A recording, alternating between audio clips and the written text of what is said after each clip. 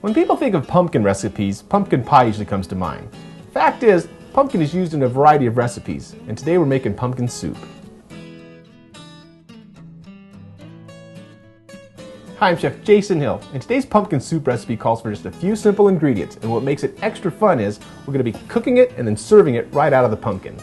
A couple of tips when choosing your pumpkin: try and avoid pumpkins that have a lot of blemishes that look like this.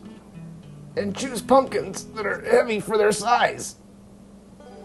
For today's recipe, I'm using a pumpkin that's about 3 pounds. I'm using 6 ounces of onion garlic seasoned croutons, about a half a cup of grated Gruyere cheese, and 1 quart of half and half. I like to use a small paring knife for this job, and we're going to cut a lid off of the pumpkin large enough so a ladle will go down into the soup.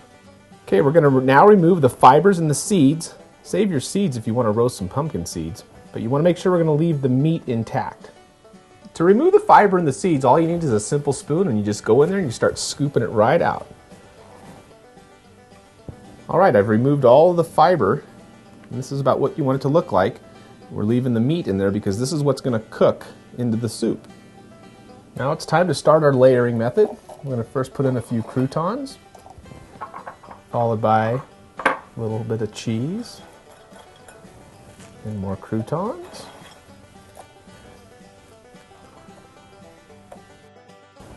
Now we're going to slowly pour in the half and half, just up to the top. Put a little dash of fresh cracked pepper, followed by a little bit of fresh cracked sea salt.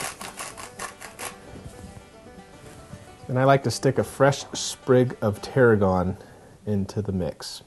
If you don't have fresh, you can use dried tarragon.